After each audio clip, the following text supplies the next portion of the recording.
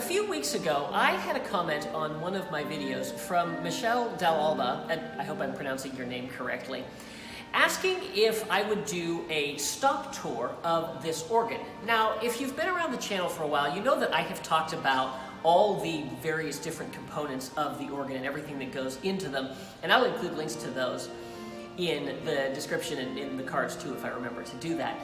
But I realized after she made that comment that I have never actually gone through and talked about all of the individual stops that are on this organ. So I thought that was a really good idea, and I thought it would be kind of fun to go through everything that is on this instrument, let you guys hear it so that you'll know kind of everything that comes together to make this organ what it is. So if you're not familiar with the term stop, a stop is basically what controls one individual sound on the organ, and it's these little knobs that are on both sides of the manuals. There are 6 main categories that stops fall into. Technically there's a 7th, but I'll explain that in a minute. So each of the categories is basically a sound family that stops fall into. So those are strings, flutes, principals, mutations, mixtures, reeds, and then the 7th one is celestes.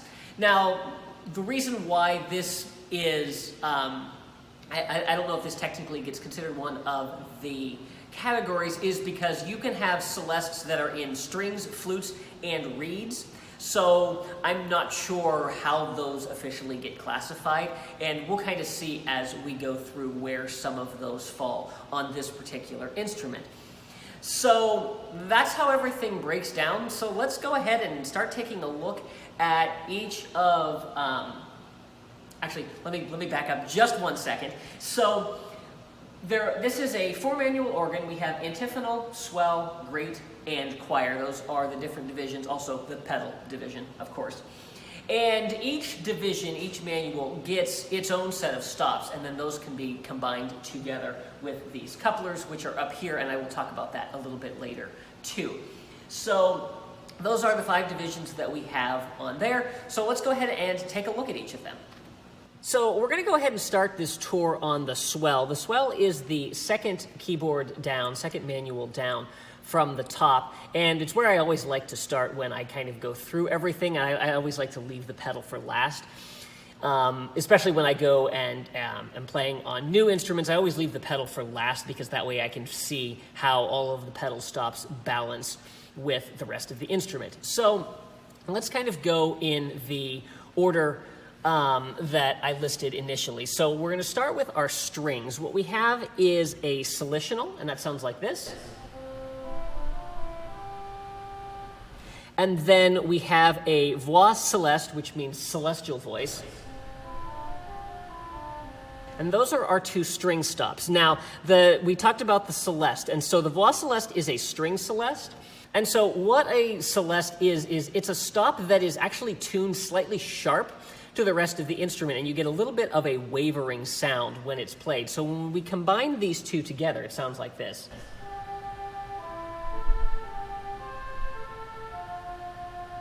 And you can hear how there's that little bit of waver in there. So those are all the strings that we have on the Swell. Moving on from there, we have our flutes. We start with our Lieblich gedeckt, which is at the 16-foot level, and this is pitched an octave below what I play. Okay, and from there we go to the 8-foot level, which is your normal pitch level, and we have the whole flute. An octave above that is the harmonic flute. And one more octave above that is the flautino. And I'm playing all of those in the same range, the middle C octave on the keyboard. So you can hear how it gets higher and higher, and when I pull all of them together, go to that. All right, now we don't have a mutation in the Swell, but we do have a mixture, and that is this plan jeu 4. A mixture is actually a combination of several different pitches, and mixtures are always indicated by the Roman numeral that's on them. So as you can see with the plan jeu, we have a 4, and what that means is for any given note that is played, you're actually hearing 4 different pitches. So here is one note, and you are getting several different pitches, and they're not always the note that you're playing. So for instance, when I play a C, you are also getting pitches in there that are possibly a G or an E.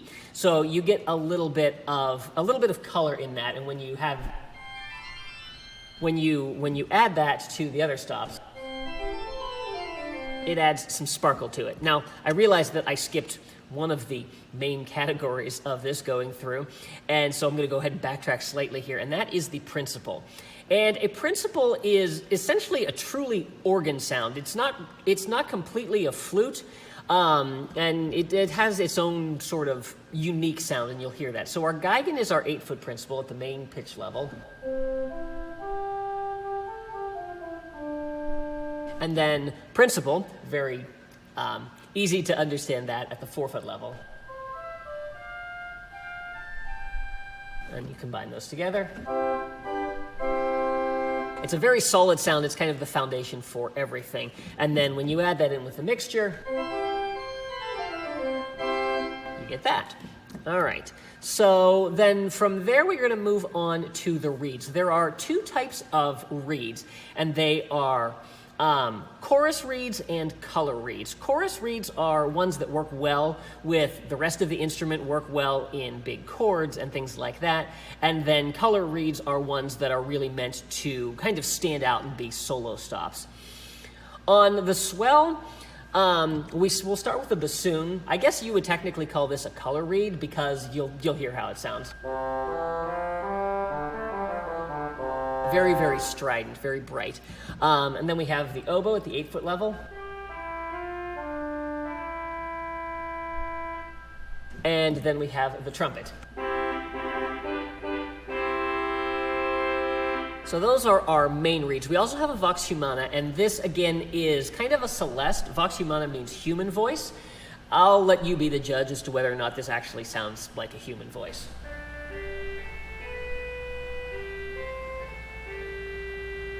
Has a little bit of quaver, and again, it's tuned sharp to the rest of the instrument. Taking a quick spin around everything else. This MIDI stop does nothing. There's supposed to be an input so that I could have basically any instrument that I want from like a computer bank. We don't have, it's never been put into use on this instrument. I have the option to plug one in, but I don't have an actual thing to generate the different sounds, so I don't use it. The tremulant is it's on a stop tab, but it's not a stop. It doesn't produce any sound on its own. What it does is it causes the air pressure to waver, and you'll hear a little bit of vibration in the sound. So as I play it and then pull the tremulant on,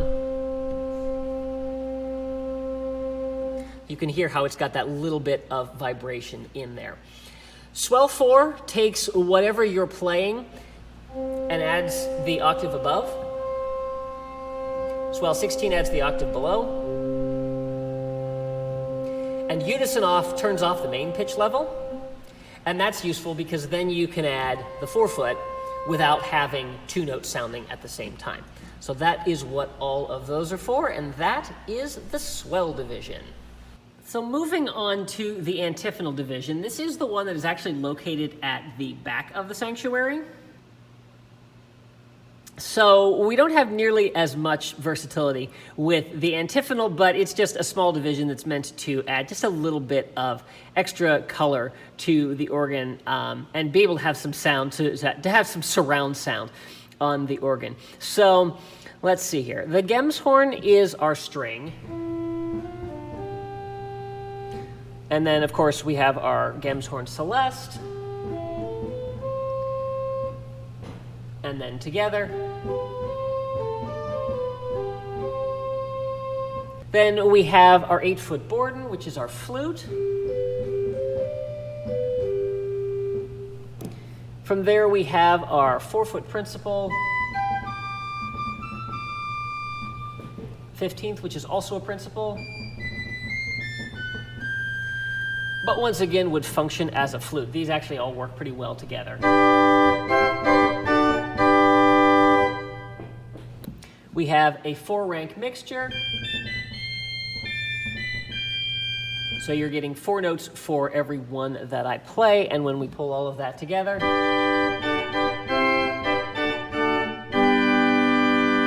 so you do get a decent amount of sound from this division, and I tend to use it on Sunday mornings for hymns, just to get a little bit more support from the back. Now, back on the Swell, you may have been wondering why I skipped the stop labeled bombard, and that's because this is the big reed on the organ. This is the big trumpet in the back that pretty much overpowers this entire instrument, and I intentionally left it off the Swell to include it as part of the antiphonal division where it belongs. This is what you would play as a fanfare for Easter morning or right before a bride walks down the aisle. It sounds a little something like this.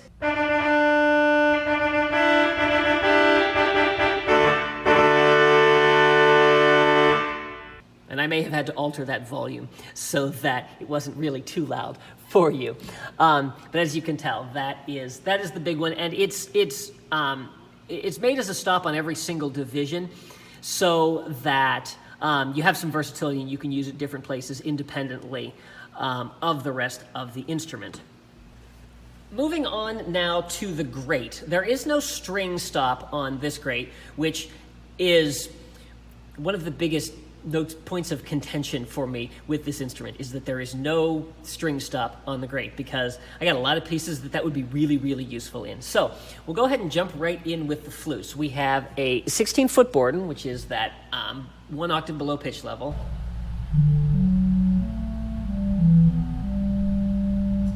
Then at the 8-foot level, we have the roar flute. At the 4-foot level, we have the koppel flute.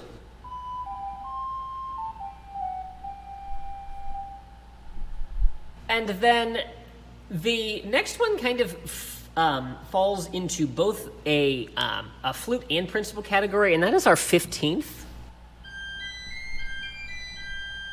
It's very bright. It's got a lot more power to it than a normal flute stop has, but it's balanced in such a way that it works with the flutes. But it could also technically be classified as a principal. So let's move on to the principals. We have an 8-foot principal. We have the 4-foot octave. And then we'll add that in with the 15th. And you can hear how that balances really well with both the principals and the 15th. So now we finally get to our mutations, and we'll start with the Nazard, 2 2/3. And when it's played on its own, you have no idea that it's not the right pitch. But if we add the 8-foot flute to it, you'll hear that it's not the same pitch. Well, maybe you can hear it. It's a little hard to tell, but the Nazard 2 2/3 is actually, when you play a C, you're actually getting a G out of it. All right, and then we go on to the tierce, 1 3/5. And for this one, when you're playing a C, you're actually getting an E. And the mutations are never used by themselves, just because they're not at that main pitch level. And you can hear how they kind of clash. But when you add them into everything else, you hear how they add that little bit of sparkle to it, much like the mixture. And mixtures are actually combinations of fundamental sounds, which is like if you play a C, you get a C, and mutations. So a mixture is just a combination of those. So moving on from the mutations, we get to the mixture. We have a 4-rank forniture, so there are 4 notes sounding. That, and when you add that in with the principals,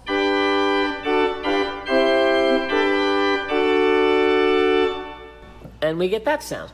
Here, once again, we have the bombard. The bombard is actually in every single division, just for a little bit of versatility. Once again, we have the unison off. We have a great 4. We don't have a 16-foot supercoupler, which is another way those are referred to as supercouplers. We don't have a 16-foot in the grate. It's not really that necessary. And then we have an extra little thing. This is not your traditional organ pipes. These are chimes, and these don't function by wind flowing through them, but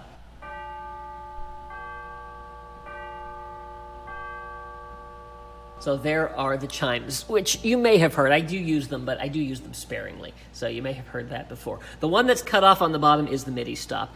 And again, you know, we don't have any use for that on this instrument. So last but not least, we have the choir division. So here we'll start out with the strings. Our Dolciana is our main string.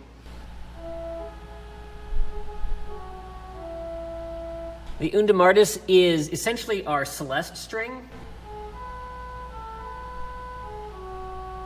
And when we combine them together,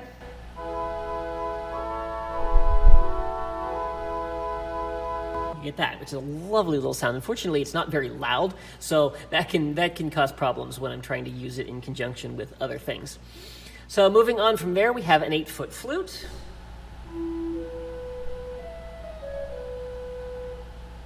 Our roar flute is our 4-foot.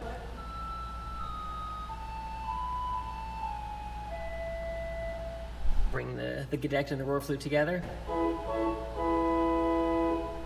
We don't have an 8-foot principal on the choir, but we do have a 4-foot. And a 2-foot octave. Put those together.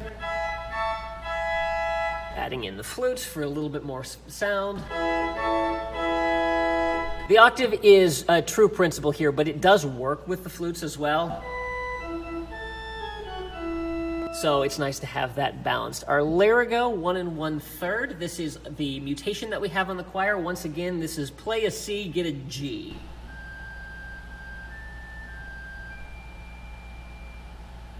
We have a 3-rank mixture, so you get 3 notes for every one that you play. And then when you add that to everything else,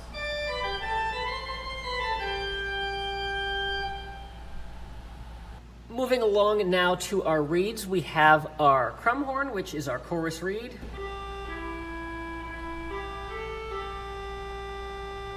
And then we have our trumpets. Now, you're probably wondering why I skipped this one over on the grate. This trumpet is actually located within the choir division. It's just duplicated over on the grate for a little bit more versatility. But this is the other big reed on the organ. So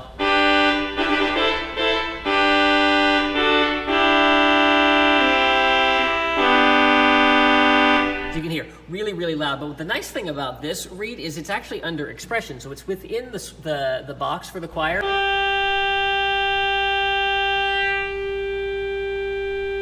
And so I have a lot of dynamic control over this one. And actually, with the box shut, it almost becomes a chorus reed. You really need to be using more of the instrument than just the choir to get that effect. So again, once again, we have the bombard, we have the tremulant like we had over on the Swell, we have the 4-foot supercoupler, we have the 16-foot supercoupler, and we have the unison off. So that concludes all of our stops for all of the manuals. So let's go ahead and move on to the pedals. All right, so here in the pedal division, we don't have nearly as much in terms of the different categories. There are no strings, there are no mutations. And some of the things that we have are borrowed from other places. But let's go ahead and go through everything. So we'll start with the Lieblich Gedeckt, which is our 16-foot, and this is the same Lieblich Gedeckt that we had over in the Swell. Very, very soft. We have our Dolce flute at the 8-foot level. And these are our softer flutes. I don't actually use them very often because when you start adding a lot of stops to them, they disappear very quickly. So from there, we'll move on to kind of our main flutes. We start with our sub bass, which is a 16-foot level.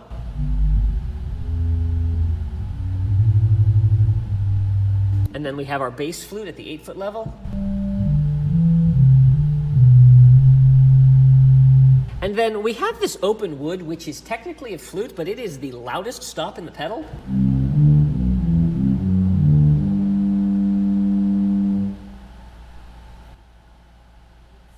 And then we also have an antiphonal bourdon, which is back with the rest of the antiphonal pipes and is an extension of the bourdon that is up there. That was part of the one for the manuals at the 8-foot level.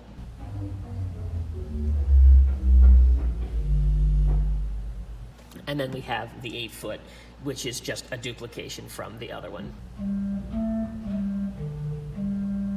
And then last but not least, we have our 32-foot Untersatz, which is a flute. But it is one of those bigger flutes that can actually double as a principal if need be. Now, we don't actually have a full set for this stop, so I forget where the breakdown is, but as you start going down, eventually it stops being actual pipes and begins being electronically generated sound.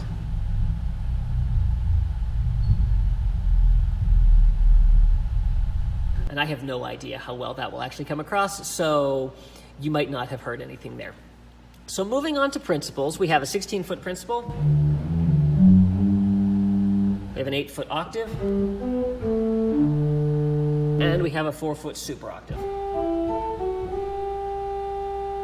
We have a 3-rank mixture.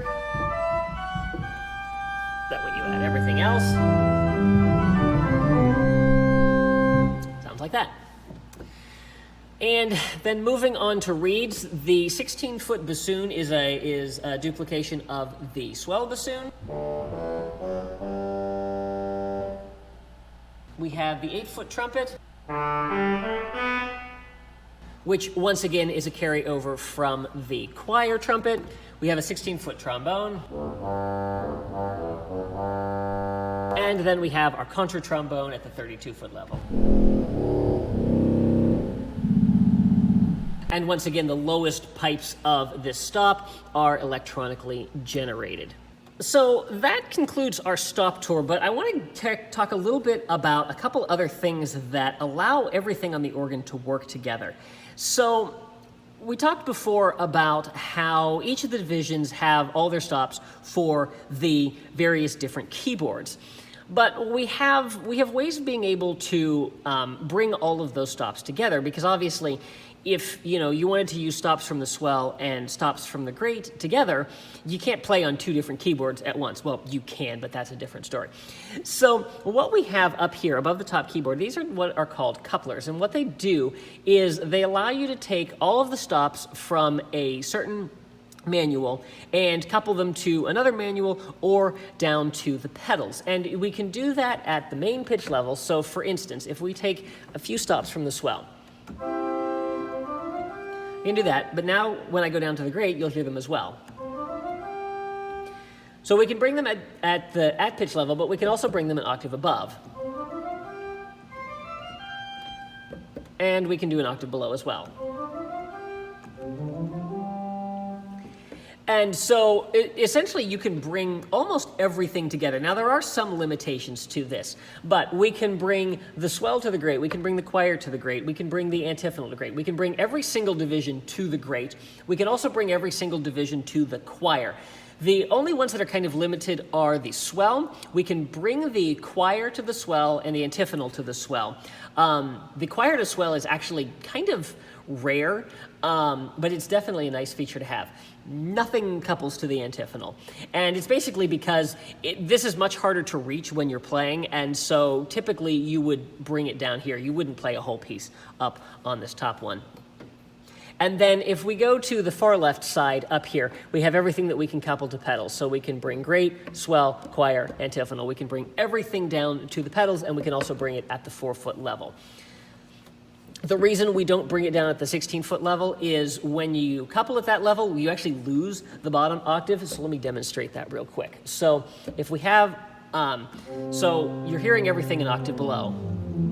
Well, when I go below this note, there are no pipes down there, so you lose the sound. Well, since the pedal is basically the lower 2.5 octaves of the keyboard, it doesn't make much sense because you play down there a lot. And it wouldn't really do much to have it coupled at the 16-foot level. Plus, you have plenty of 16 and 32-foot stops that more than make up for that. So this is all well and good. 40 some stops, I believe, on the organ. I don't remember the exact count. If I think of it, I'll put the exact number on the screen here. How do you manage all of those? Well, right here, we have these buttons that are under the keys of the manuals, and these are what are known as pistons. And let me see here. Let me go ahead and turn this a little bit. So if I push one of these, okay, I'm on a memory level that doesn't work. Hang on. If I push one of these, you'll see a whole bunch of stops come on. Now, all you were able to see on that one is the swell. But these control the stops on all of the instruments. So this is what allows me to very quickly change from one set of stops to another. We call those registrations. And so that's how you're able to make very, very quick changes. In addition to the general pistons, which control the entire organ and the couplers as well, it controls all the stops and all of the couplers, we also have divisional pistons, and those are located in the middle under each of the manuals. So we've got the swell here, the antiphonal here, and the other ones are below. And those control the stops for a specific division, and they don't control any of the couplers. And the reason for that is sometimes you only need to change a couple of stops, and this saves having to use a general when you only need to make one small change to one division. So it's very useful in there. We also have on the far side, on the far right side over here, so we also have a couple of buttons underneath that will allow us to control the couplers. So for instance, here we have swell to great, which will turn that on and off, and choir to great and antiphonal to great. And what that does is it allows you to be able to, hang on. It allows you when you're playing to be able to reach your thumb down and push it to either turn one on or off very quickly without having to stop playing and reach up to do that. We also have over here, we have a Zimbelstern, which are little bells that ring. And then we have SFZ, which stands for sforzando, which means suddenly very loud. And pushing this button doesn't change any of the stops that are pulled, but basically activates almost every single stop. And I can set it to different things, but basically playing that, even though there are no stops currently pulled, and I will prove that. So I've pressed the sforzando, but when I play, you'll hear that all of those are pulled on. And then of course we have the most important button on the organ, the general cancel, which turns everything off. So there you have it. There is everything that makes up this organ, all the different stops and all their different sounds, and some of what they sound like together. So all of that comes together and is kind of a palette that I can use to create a wealth of different sounds for all the pieces that I play. And I'm sure, you know, if you've been watching any of the pieces that I put up on here, you'll know that I make very good use of all the different options and all the different colors that this organ has to offer. So I hope that you have enjoyed this little look into this instrument today. I know this is probably kind of a little bit longer of a video, but I hope that you've enjoyed this kind of intimate look at this instrument, if you will, and everything that makes it tick. So if you did enjoy this video, please be sure to give it a like and share it with your friends. If you haven't already, I would encourage you to subscribe and make sure you click that little notification bell so you can stay up to date on all my latest posts. Be sure to follow me on social media, and if you'd like to help support the channel, I would encourage you to consider becoming one of my Patreons. You can find links to all of these sites down in the description. Thanks for watching. See you real soon.